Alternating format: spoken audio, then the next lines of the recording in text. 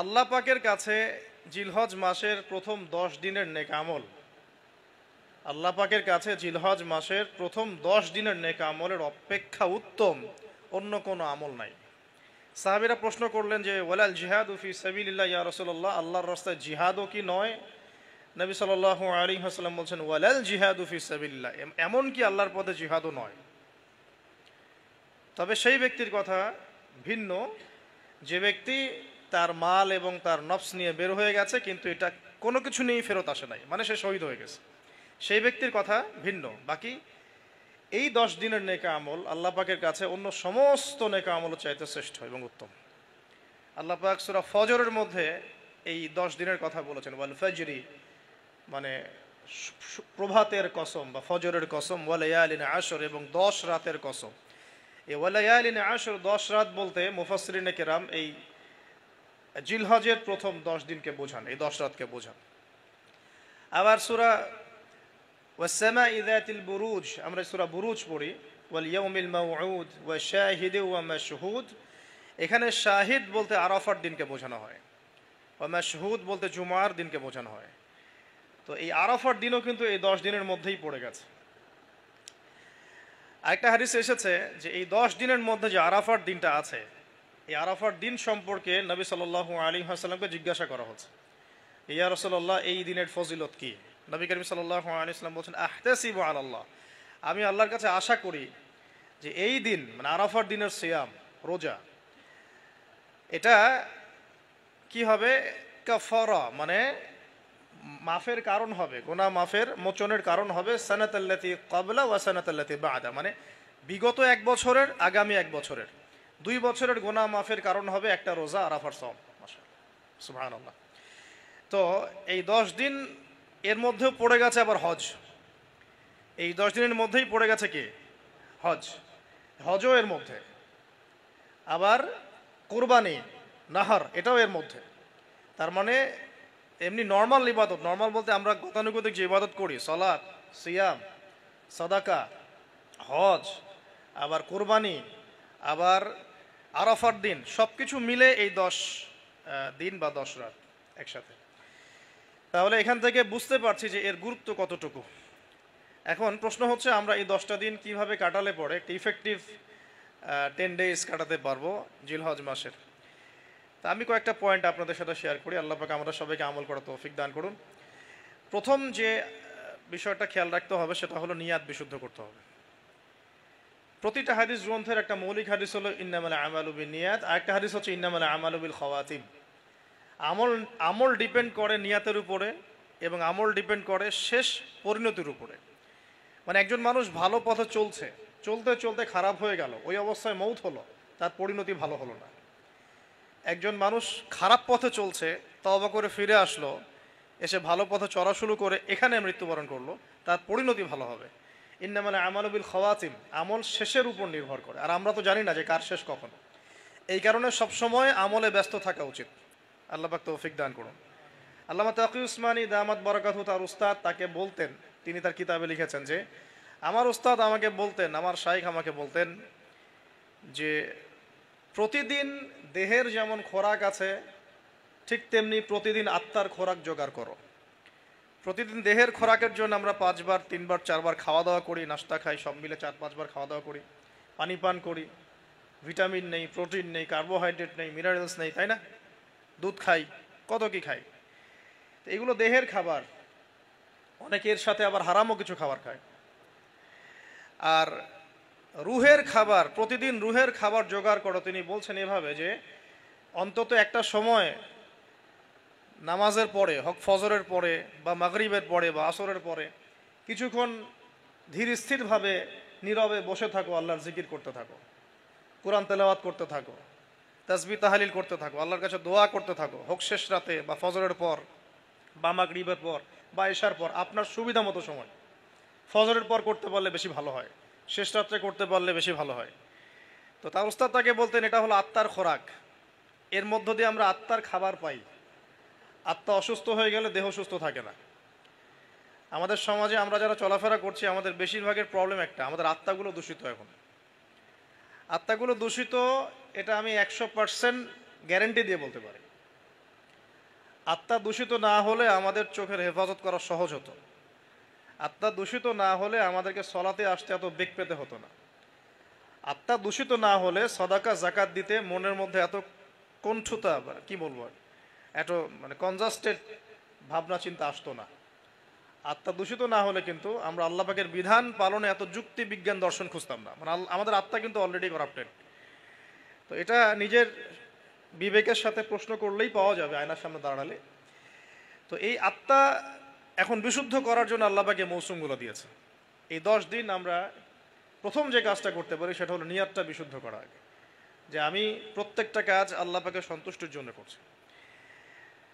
এর আগে যারা দিনের পথে চলেছেন, কাজ করেছেন, শ্রম দিয়েছেন, দায়ী ছিলেন, মুহাদ্দিস, মুফতি, মুজাহিদ তারা ছিলেন, তারা একটা বিষয়ে খুব খেয়াল রাখতেন।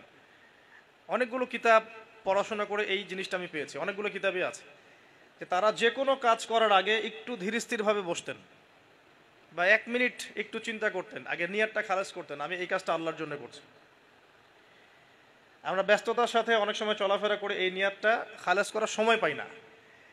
তো আগেকার যারা বড় বড় বুজুর্গ ছিলেন তারা নিয়াতটা আগে খালাস করে নিতেন, এই কাজটা আমি আল্লাহর জন্য করছি, তারপরে কথা বলা শুরু করতেন, তারপরে নামাজে দাঁড়াতেন, তারপরে সদাকা করতেন, তারপরে দার্স দিতেন। মানে আগে একটু চুপ করে বসে থাকতেন যে আমি কাজটা আল্লাহর জন্য করছি। তো আমরা একটু এই যে 2-3 দিন হাতে আছে আমাদের, নিয়াতটা আগে বিশুদ্ধ করব, যে আমি যে আমলই করব সেটা নামাজ হোক, রোজা হোক, হজ হোক, জাকাত হোক, কোরবানি যাই হোক, শুধু আল্লাহর জন্য করব, শুধু আল্লাহর জন্য, শুধু আল্লাহর জন্য, শুধু আল্লাহকে রাজি খুশি করার জন্যেই সব করতে হবে। এটাই হলো আপনার বিশুদ্ধ নিয়াত।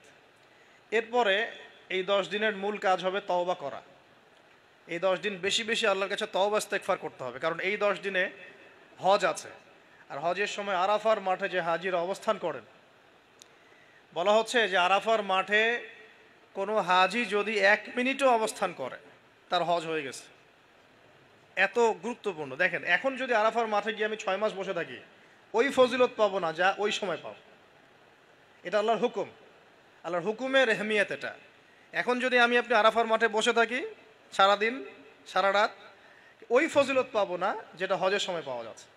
হজের মাঠে, আরাফার মাঠে যত হাজিরা আসবে, লক্ষ লক্ষ হাজি, তাদেরকে উদ্দেশ্য করে আল্লাহ পাক বলেন, ফেরেশতাদেরকে বলেন, দেখো আমার বান্দারা কি চায়, দেখো ওরা উস্কো খুস্কো চুল নিয়ে এসেছে।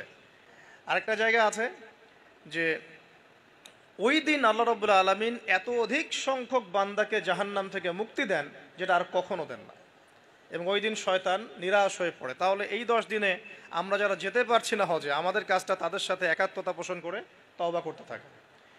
মানে ইউনিটিটা কেন? যেমন ধরুন একটা হাদিস বলি, জিলহজ মাসের চাঁদ ওঠার আগেই যারা কুরবানি করতে সক্ষম, আমরা যারা কুরবানি করতে চাই, তাদেরকে নখ, চুল এগুলো কাটতে নিষেধ করা হয়, তাই না? চাঁদ উঠে গেলে নখ, চুল এগুলো কাটতে নিষেধ করা হয়, এর হাদিসেই আছে। আর এর আগে কেটে ফেলতে বলা হয়, যে নখটা আগে কেটে ফেলেন, চুলটা আগে কেটে ফেলেন, দাড়ি আবার কাটতে যায় না, নখ আর চুল। তাতে কি হবে, আমরাও একটা, ওই যে যারা আমরা মানে হজ করতে যেতে পারি নাই, তাদের সাথে আমাদের একটা একাত্মতা হলো। কিন্তু তারাও যেমন এগুলোকে স্যাক্রিফাইস করলেন, আমরা আমাদের জায়গা থেকে স্যাক্রিফাইস করলাম এবং এই নেকিটা পেলাম, একটা কুরবানি নেকি পেয়ে গেলাম ইনশাআল্লাহ। কিন্তু আমি কিন্তু ওখানে গিয়ে কুরবানি করতে পারি নাই। তাহলে সারা মুসলিম বিশ্বের সাথে একটা একাত্মতা পোষণ করা হলো, ইউনিটি দেখা হচ্ছে এখানে। তো এই জিনিসটাই ওখানে তারা তওবা করেন, আমরা এই সারা এই 10টা দিন 10টা রাত তওবা ইস্তেগফার করতে থাকবো। আল্লাহ পাক তৌফিক দান করেন। আমি কমপক্ষে দিনে 100 বার আস্তাগফিরুল্লাহ ওয়া আতুবু ইলাইহি, এটা বলা উচিত। এরপর একটা বললাম নিয়াত, এরপরে তওবা। এরপরের কাজটা হচ্ছে, বলে ফেলেছি অলরেডি, যে আমাদের চুল নখ যেগুলো আছে এই 2-3 দিনের মধ্যে কেটে ফেলবেন। আগামী সোমবারে কিন্তু শুরু হচ্ছে আমাদের, তাই না? আগামী সোমবারে প্রথম জিলহজ শুরু হচ্ছে আর কি। তাহলে যদি সওম রাখতে চান তাহলে রবিবার রাতে সাহারি খেতে হবে। তো চুল নখ এগুলো যা যা আছে অন্য জায়গার পশম, এগুলো উঠিয়ে ফেলতে হবে, কামিয়ে ফেলতে হবে। ইনশাআল্লাহ একটা কুরবানির নেকি পাওয়া যাবে ইনশাআল্লাহ, অল্প একটু আমল করবে। আর 4 নাম্বার কাজটা হচ্ছে, এই 10টা দিন একটা ট্রেনিং সেশনের মতো নিয়ে নেই, 10 দিন 5 ওয়াক্ত নামাজটা জামাতে পড়ার চেষ্টা করি ইনশাআল্লাহ। আর যদি কোনো কারণে মিস হয়েও যায়, বাসায় টাইম টু দ্য টাইম পড়তে, অন দ্য টাইম পড়তে হবে, একদম টাইমের মধ্যে, ওয়াক্তের মধ্যে। কোনো কারণে মিস হতে পারে, স্বাভাবিক, মানুষ বিভিন্ন সফরে থাকতে পারেন, প্রতিবন্ধকতা থাকতে পারে, কিন্তু বাসায় পড়লেও ওয়াক্ত মতো পড়ে ফেলতে হবে। মানে এই 10 দিন ট্রেনিং হবে নামাজের, কারণ এই 10 দিনের যে আমলগুলো এর মধ্যে কিন্তু নামাজ অন্যতম একটা গুরুত্বপূর্ণ আমল। দেখুন,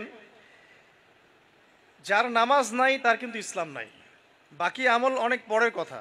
যার নামাজ নাই তার সাথে ইসলামের কোনো সম্পর্ক নাই।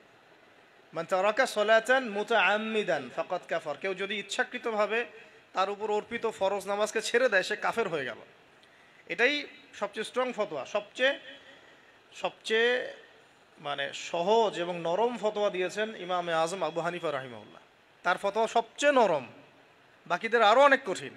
তিনি বলেছেন যে তাকে 3 দিন বা 7 দিন জেলখানায় বন্দি করে রাখতে হবে, যতক্ষণ পর্যন্ত না সে তওবা করে ততক্ষণ জেলখানায় থাকবে। তাকে প্রথমে 3 দিন 7 দিন সময় দিবে তওবা করে ফিরে আসে কিনা। তওবা করে ফিরে না আসলে ওকে ওখানে রেখে দিবে, তওবা করে ফিরে আসলে ছেড়ে দাও। এ নরম ফতোয়া না এটা। অন্য ইমামদের ফতোয়া হচ্ছে ফাকাদ কাফার, সে ব্যক্তি কুফরি করেছে। এখন 10 দিনের অনেক আমলের কথা আমরা বলবো হয়তো বা সামনে, কিন্তু মূল আমলটা কি ভাই? নিয়াত বিশুদ্ধ করে তওবা করতে থাকা, নামাজটা শক্ত করে ধরা। আল্লাহ পাক সবাইকে নামাজ ধরার তৌফিক দান করুন। এবং ফরজ নামাজের সাথে 17 রাকাত ফরজ নামাজের সাথে বেতর পড়বেন 3 রাকাত। আর চেষ্টা করবেন যে 12 রাকাত এক্সট্রা নামাজ পড়ার জন্য। 12 রাকাত এক্সট্রা নামাজ মানে ফজরের আগে 2, জোহরের আগে 4 এবং পরে 2, মাগরিবের পরে 2, এশার পরে 2। এই যে 12, এটা যে ব্যক্তি পড়বে তার জন্য জান্নাতে একটা করে ঘর তৈরি করা হয়। নামাজটা আমরা খুব ভালো করে ধরার চেষ্টা করব এবং 12 রাকাত এক্সট্রা নামাজ পড়ার চেষ্টা করবো ইনশাআল্লাহ। আল্লাহ পাক তৌফিক দান করুন। আর যদি রাত্রে জাগতে পারি আরও ভালো হয়। ফজরের আগে যদি 1 ঘন্টা জাগতে পারি, ওই যে আমরা যেমন লাইলাতুল কদরে তালাশ করার জন্য জাগতাম, শেষ দশকে ইতিকাফ করতাম, সেভাবে শেষ রাতে ওঠার চেষ্টা করি। আল্লাহ পাক আমাদের সবাইকে তৌফিক দান করুন, আমিন। এবং এই সময় বেশি বেশি দোয়া করা উচিত, বেশি বেশি জিকির করা উচিত, তাসবিহ তাহলিল করা উচিত এবং বেশি বেশি সলাতের সেজদায় আল্লাহর কাছে নিজের চাওয়াগুলো পেশ করা উচিত। আর এরপরে আমরা যে কাজটা করব এই 10 দিনে, সেটা হলো সওম রাখা, গুরুত্বপূর্ণ কাজ, রোজা রাখা। আমরা চেষ্টা করব 10টা রোজা রাখার জন্য। যদি না পারি অন্তত পক্ষে আরাফার সওম। আরাফার সওম কবে, এটা নিয়ে আরেকটা বিতর্ক সামনে আসছে আহলুল ফেসবুক ওয়াল জামায়াতের মধ্য দিয়ে। 10 তারিখে রাখবেন না 9 তারিখে রাখবেন, এটা নিয়ে একটা বাহাস আবার সামনে আসবে। তা আমি আমার পক্ষ থেকে আপনাদেরকে একটা সলিউশন দেই যে আরাফার সওম 9 তারিখ, ঠিক আছে? আরাফার মাঠে যেদিন হাজিরা থাকবেন, অনেক কনফিউশন দেখতে পারেন, আপনি 2 দিনই রেখে দিবেন, ঝামেলা শেষ। কোনো সমস্যা, একটা রোজা রাখলে কি এমন হবে? আরও ভালো। আমরা তো ইয়াং, আমরা রাখতে পারবো না ইনশাল্লাহ। না খেয়ে